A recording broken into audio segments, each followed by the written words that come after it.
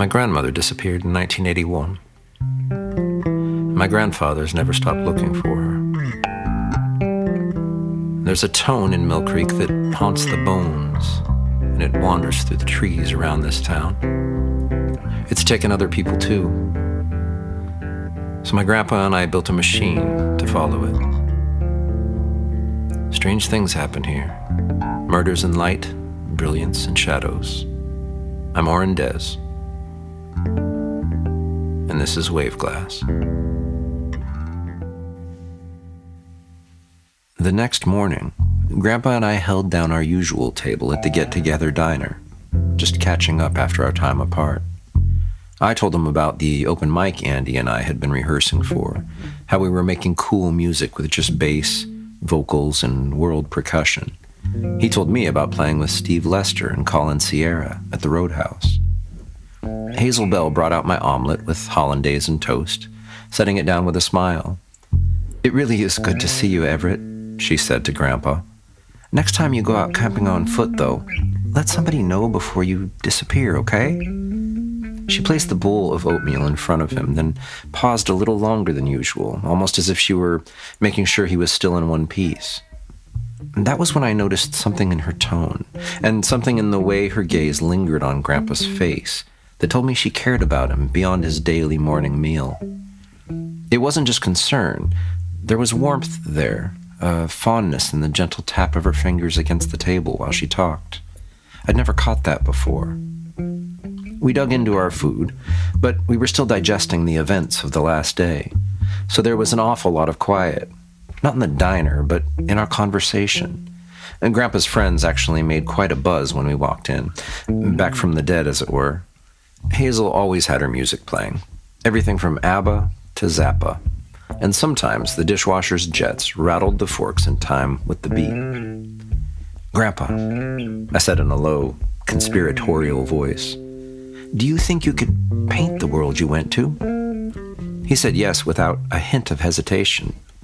"Awesome, because I really want to see it. I dreamed about it last night." And I'd been having more and more befuddling dreams about this world we were about to explore. I think I woke that day wondering what clues we could find in his experience to help us pinpoint where he'd been. I'm officially outing myself as a geek here, but when I was in high school, I joined the astronomy club. We sometimes had guest speakers come to our monthly meeting, one from the Pacific Astronomers Club, a physics teacher from the local community college, and a physics department guy from the university. His name was Clark, maybe. Anyways, he did a talk called The Expanding Universe. We all enjoyed it so much that we asked him back the next year for another talk, this one called Stars from Birth to Death. And Grandpa said the beams of light he saw were blue, and out of all the different kinds of stars, blue stars are the hottest ones, around 10,000 degrees Kelvin. A whole bunch of stuff from that talk came flooding back to me once I started to think about it. It was like supernova were going off in my brain, one idea igniting the next, feeding a chain of little explosions. I couldn't sit still anymore. My mind raced with the possibilities, so I asked Hazel for the check and told Grandpa that we had to get going. I think he caught a glimpse of one of those bursts because he didn't ask questions. "May I have your attention, please? May I have your attention, please? Will the real Slim Shady please stand up? I repeat." Eminem's new song blasted open the radio as we walked out the door. As soon as we got in the car, the cosmos in my head seemed to collapse in its core, triggering a massive, geeky supernova. "So you were on a planet orbiting a blue star. That narrows it down a bit, sort of. Blue stars make up less than 1% of all stars, But that's still like over 200 million stars. Probably way more, actually. You're damn lucky that you were on the backside of the planet, I think. and that you had oxygen. You probably would have got radiated and burnt on the front side, but we should still be looking out for signs of radiation sickness, Grandpa.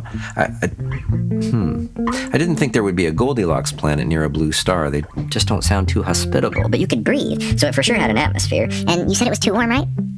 I did some hard thinking and a fair bit of mumbling before I spoke again. On Earth, sunrise takes 2 or 3 minutes. About 1/720th of an Earth day, since ours is 24 hours. You said you were there about 2 Earth days.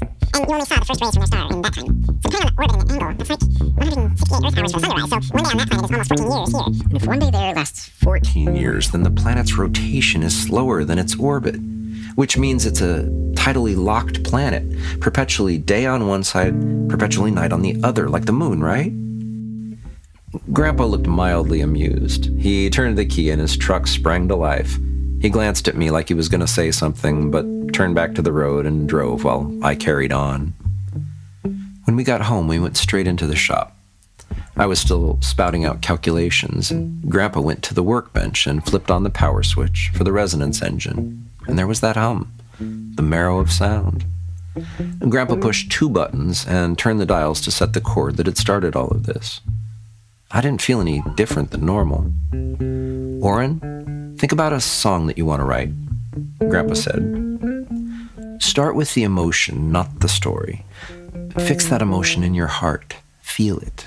Really feel it. If you're struggling, think of the first time that you ever felt that feeling. Once it's locked in, let the story take shape around it. When you're done, speak the words.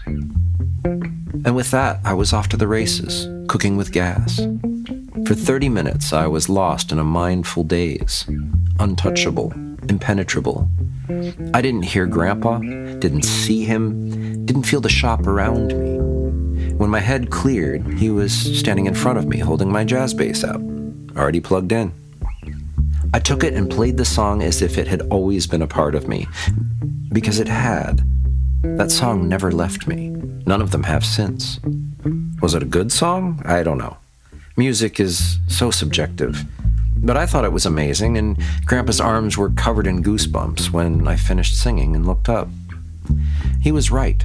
The marrow of sound didn't give me skills I didn't already have. The marrow of sound gave me focus and a new way to channel my creativity. I could build things in my mind and let my heart explore the emotion and then speak the thing into existence. All I can say is that it felt right, like things were supposed to work this way from the beginning. Okay, now you, I said. I couldn't wait to see that alien landscape. Within a few hours, he had created an almost photorealistic painting of exactly what he'd described. The scene was dark with 2 rays of piercing blue light slicing across the horizon. A crystal shore shimmered, and the living lace stuff, whatever it was as fascinating as anything I'd ever seen. The painting itself was almost like magic. It drew me in and engaged my brain in a trance-like spell. I spent the next few days with the Marrow of Sound, and it broke everything open inside of me. 14 songs that had spent months rattling around in my head, mostly unfinished, and some not even half alive, finally made their way into being. Art's like that sometimes. It can strike like lightning, but it usually steeps. I worked around the clock, and instead of feeling drained, I felt electrified, buzzing with more ideas than I could hold. I wanted to create, to push myself, to see what else the Marrow had in store. But for all that energy, for all that progress and purpose, we weren't any closer to figuring out where Nana Sylvie was or what the weird shit happening in Mill Creek was. And at the time, I barely cared. All I wanted to do was record an album. The moment I said it out loud, I remembered Gordon Thomas, Mr. Sound Genius, and I told Grandpa all about him. We'd been using a digital audio workstation for a while, had some decent recording gear too. I could probably get a good recording on my own, but I didn't want good. I wanted something sublime. And I had no idea what approach to take. Did I want the full Phil Spector wall of sound treatment, or a lush string symphony? Maybe I should call the band back together, or maybe just Sage, though she was at Berklee School of Music now. I thought of Andy too, but he was in Colorado, and God, I needed to get back to Colorado. Whatever I ended up doing, I wanted Patty to be part of it. I hadn't thought about Patty in a day. That was a new record for me. Distracted by songwriting, dreams of stardom, and thinking about other planets, Patty had accidentally slipped into the background, and I didn't like that.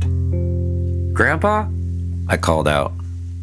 Would it be out of the question to bring Patty in on everything? You mean your love interest?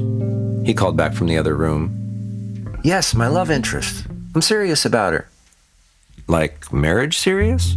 He asked, walking into the room and raising an eyebrow. Yep, just like that. I thought you two hadn't actually started dating yet. Nope, I admitted. And Grandpa chuckled and sat down in his chair. Well, stay in close touch. Letters, phone calls, flowers, the works. We can afford to fly you out for a few visits before summer if you want. Then, after her term ends, bring her to Mill Creek, but only if she feels the same way about you. He paused. If this is real for both of you, you can afford to take it slow. Finding the one is like winning the lottery. Orin, you need to respect that.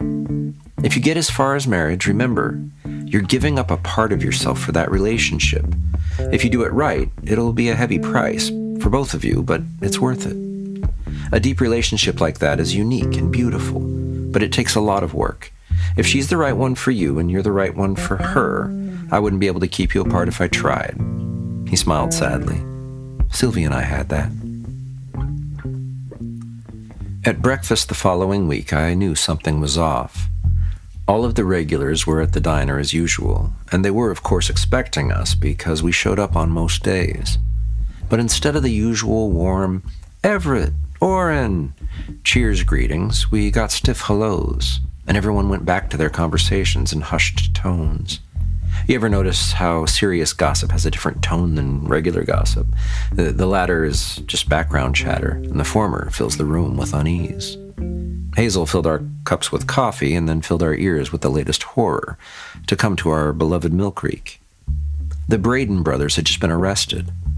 Chad and Daniel Braden were the only two guys in town in their 30s who were bachelors. Their mom, Mary Elizabeth, disappeared the same year my parents died, and their dad, Jack, who I'd already heard was a little unhinged, completely lost his shit. Some folks said he was doing white drugs. Others said he was part of a cult. Others dismissed it all kindly, saying that he just was dealing with severe depression from the loss of his wife. But the cult rumors were fueled by Jack himself trying to get people to join up. Jack, as the story goes, believed that God was actually an alien insect named Zedric Bleenick. Zedric, he professed, would twine with a chosen follower and speak to his people through them.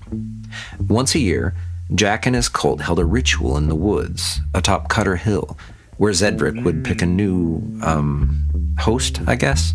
And Jack had supposedly inhaled the dust of Haddis Pons, a sacred, rare, and, according to him, valuable fungal flower that blooms seasonally on the planet Fenar. And they found him a day later almost dead. Whatever happened to him, paralysis, coma, possession, lasted a full day and night. And when he came to, as the story goes, he wasn't alone in his own head. He spoke in two voices. One was his, but the other one had a sharper, reedy bite, full of gangsters' profanity and warnings about an event, some Damocles sword hanging over the earth. For a year, Jack Braden was the voice of the cult. When the next person was chosen, Jack went back to his singular voice and, as the story goes, took to digging a bunker hideout underneath his house. I remember hearing that Jack had passed away a few years before this morose morning at the diner, and I'd also heard that the boys stayed in the house and that they were keepers of the faith. Yesterday, Eddie Garrett, that boy who tried to attack Dot Hollis 10 fucking years ago, was spotted alive and walking away from Danny and Chad's property. He made it just past the north bridge of town before one of the sheriff's deputies picked him up. I think it was Bud. Eddie was naked and covered in dirt. Sheriff Hollis and Bud Colton said he was all disoriented and raving, but there was something that they heard in his ramblings about the Braden's place and something about Zedric Bleenick.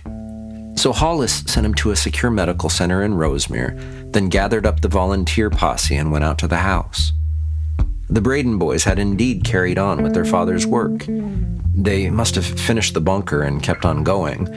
According to what Hazel heard, they expanded it into a network of tunnels under the house and around the grounds. The sheriff's posse literally unearthed an entire group of people living in the Braden's hive, or whatever it was. Presumably, they were the rest of the cult members. No one knew exactly what went down, only that a couple of ambulances and a police van full of people rolled away from the scene before dawn. Word spread, and by mid-morning the diner was all abuzz with speculation. Folks took turns tossing out theories. Maybe they'd been arrested on kidnapping charges. Maybe some missing townspeople were there with them. Maybe it was something else altogether. And a million unanswerable questions about why this and why that. I just bet they have more of the missing down there. I always thought Chad was a bit weird, but not underground cult weird. I haven't seen him in a while, but they were always kind to me. I wanted to run home and grab our recording gear and get over there as soon as the cops cleared out. I was willing to bet that an anomaly was near that house. I hesitated before dropping this bomb on Grandpa because Mr. Everett Dez was an even-tempered man. Loving, patient, and willing to tolerate a little trouble, but I was sure he'd forbid me to go because he usually followed the rules. He respected our local lawmen, though he felt quite differently about lawmen in general.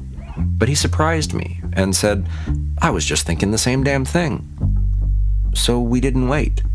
We didn't waver back and forth in our resolve. We barely even talked about it. We just gathered up our equipment, each of us deeply lost in thought, and drove out to the Blue Forks trailhead. The parking spot at the start of the trail was just across a cow pasture from the back of Chad and Danny's acreage. We were doing spy stuff now, and for just a second, it felt like we were in a movie. And Grandpa pulled a pair of binoculars from his bag and shoved them into my hands, then pulled out a pair for himself. A heavy vignette crowded my periphery, and crosshairs bisected my vision. There's nobody at the gate, Grandpa. We'll check around the fences. I see police tape. No cars. Well, let's get closer. Let's go. We made it through the pasture without stepping on a single cow patty. Praise the gods. A genuine miracle. Grandpa and I neared the house, stepped over the police tape and onto the property. We kept scanning for cops because we were really fucking nervous. Wouldn't they have left an officer behind at a crime scene like this? I thought so. At least, that's how it worked in the movies. I don't know what I expected, but the yard really impressed me. The Braden boys ran a tight ship, real tidy. A spiral-shaped vegetable garden coiled within the fenced-in section of the yard, and it had a footpath lined with stunning, overly large quartz crystal specimens. I set my bag down in the courtyard behind the house and set up our gear. At the time, we had an Earthworks M30 microphone, capable of recording sounds as low as 5 hertz. Along with that, we had a set of 12 heavy-duty geophones. You pounded them into the ground to capture vibrations. I placed several around the yard, linking them to our field recorder and a Raftex seismic data recorder. We were trying to capture extremely low frequencies, known as infrasound, along with ground vibrations. Our research suggested that Mill Creek was geologically and acoustically one of a kind. We were pretty certain that infrasound waves worked jointly with the marrow of sound, fueling the baffling effects we experienced in our creative process. We also theorized that different combinations of these tones could unlock something new, some force or ability, power, for lack of a better word. We were eager, and we were being reckless. And Grandpa's teleportation to another planet still hovered in the air between us, too big to address outright. We hadn't really talked about it, not beyond his painted recreation of the alien landscape, but we were both driven, obsessed really, to understand what happened. There was just so much we didn't know back then. Back home, we poured over the data. Sound is measured in hertz, a unit of frequency. The Braden's house and yard emitted a hum that fluctuated between 18 and 19 hertz, just below the threshold of human hearing. 18 hertz means that something cycles or oscillates or repeats 18 times per second. These frequencies are too low to be concerned with your ears. They went straight into your bones. Back in the late 90s, a British scientist, Tandy, I think, studied what he eventually dubbed the ghost frequency, right in the same 18 to 19 hertz range that we'd recorded at Braden's place. He and his team began seeing unsettling shapes drifting at the edges of their vision, shadowy figures that lurked around the lab's fluorescent glow. At first they were spooked. Each thought only they were haunted, but they got together and traced it back to an infrasonic vibration resonating at 18.98 hertz, a low frequency that throws a sponge and a rusty spanner into human perception. It physically distorted the eye, tricking people into seeing movement where none existed. Turns out the whole ghostly effect came from a new fan installed in the corner of the lab. Once they flipped the power switch, the apparitions vanished. Since then, multiple studies have shown that infrasonic frequencies don't just cause hallucinations, they trigger unease, nausea, panic, fear, the kind of feeling that makes the hair on your arms stand up and your bowels let go. And we felt it too. And the recordings showed more than just infrasound. The patterns were too complex, the waveforms too layered. It wasn't just a low-frequency chord. Something else was moving through the data. A deeper resonance hidden inside the hum. With every thump of my heart, it felt like we were stepping closer to Nana Sylvie. We talked late into the night, analyzing, theorizing, spinning ideas. Some bordered on the ridiculous, and a few came right up to the edge of madness. And we knew then that we had to go back. Not to the house, but beneath it. The vibrations pointed to something hidden.